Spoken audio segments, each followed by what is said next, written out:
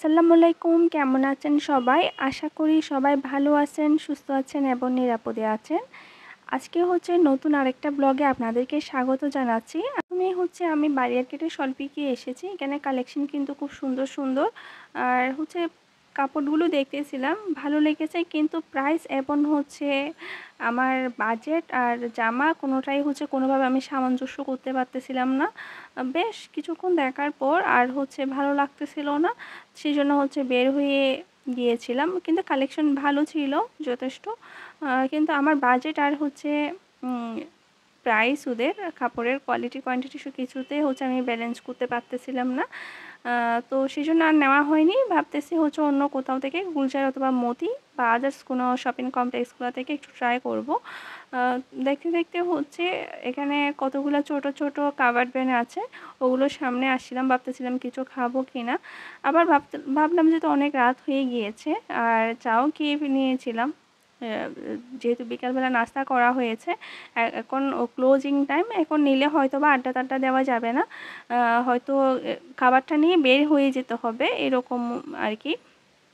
যেহেতু 9:30 বেজে যাচ্ছিল, তখন আমরা যখন যাচ্ছিলাম তখন কি মানুষ কিছু কিছু কমে গেছে আর কি।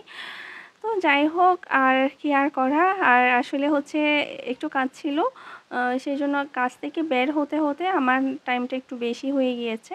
আবার আমি স্কিপিং নেওয়ার জন্য একটা আরএফএল এর শোরুমের এদিকে আসলাম।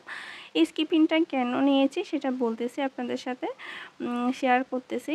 আর আজকে মেঘাচ্ছন্ন আকাশ, খুব সুন্দর লাগতেছে আর খুব ভালোই লাগতেছে আমার আকাশটা দেখতে।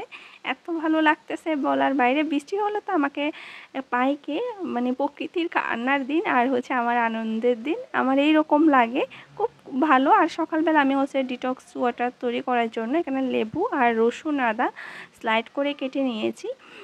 এগুলো জারের মধ্যে রেখে দিব, আর এইগুলো আমি কিছুক্ষণ পর খাবো। এইগুলো এখানে আমি আদা, রসুন এবং এখনো লেবু খাচ্ছি, কারণ কি লেবু, আদা এবং রসুনের মধ্যে হিউজ পরিমাণ চর্বি বার্ন করে। তো সেই জন্য এই যে আমার ডিটক্স ওয়াটার তৈরি করে নিয়েছি, এটা কিছুক্ষণ রাখার পরে খাবো। অনেকেই সকালবেলা পান করে, আমি সকালবেলা না, সারাদিন মিলে খাই, একটু একটু করে খাই। অনেকেই রাতে তৈরি করে রাখে। আর ব্যালকনিতে এসে মনটা খারাপ হয়ে গিয়েছে।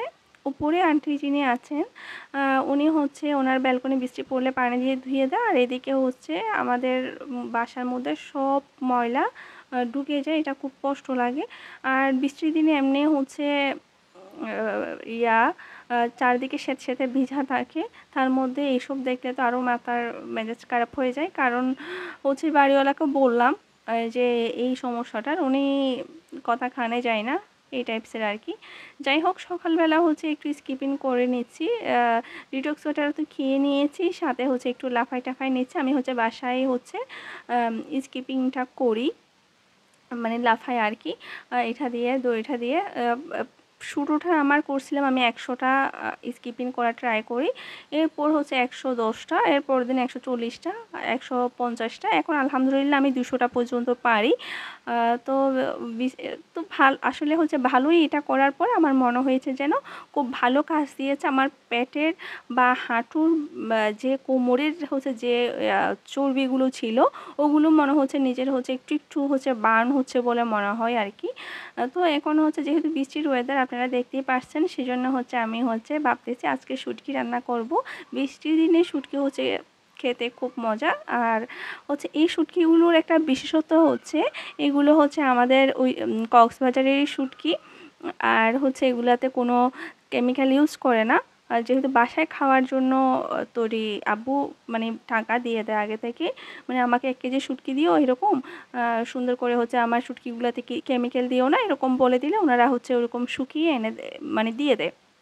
আর সাথে আমরা বুটের ডাল যেটা আছে ওটা সেদ্ধ দিয়ে দিয়েছি, যেহেতু বৃষ্টি দিই নাই সেজন্য সেদ্ধ করতেছে বলেই গিয়েছিলাম। আসলে আজকে যে শুটকি দিয়ে ভাত খাবো সেটা মাথায় ছিল না, আর এদিকে ভাত চুলায় বসিয়ে দিয়েছি। তো শুটকি দিয়ে বৃষ্টি দিনে আর চনার ডাল দিয়ে খেতে তো দারুণ আসলে। যেহেতু ভাত হয়ে গিয়েছে, আর আমি তরকারি নিয়ে নিচ্ছি শুটকি, আর খুব মজা হয়েছে। আর কি আমি গাঢ় ঝোল ইউজ করি না, পাতলা ঝোল ইউজ করি আর কি শুটকিগুলোর ক্ষেত্রে। যতই পাতলা হয় তত বেশি খেতে ভালো লাগে বৃষ্টির দিনে।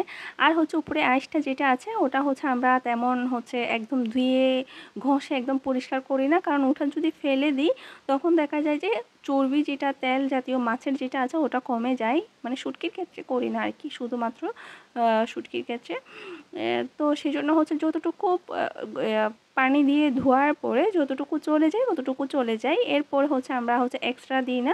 যদি ওটা একদম ঘষে মেজে পরিষ্কার করে যদি রেখে দিই তখন মানে তরকারিগুলো খেতে টেস্ট পাই না, মানে কোনো তেল চর্বি থাকে না তো মাছের, সেই জন্য মনে হয় কাটকাচ্ছি এরকম লাগে। এই যে আমি আরেকটা লুকমা হচ্ছে মেখে নিয়েছি, ক্যামেরায় হচ্ছে আমি ক্লিপস নিয়েছি যাতে আপনাদেরকে একটু লুপ লাগাইতে পারি। বৃষ্টির দিনে শুটকি দিয়ে ভাত খাচ্ছি, আপনাদেরও একটু হচ্ছে জিভে জল চলে আসুক।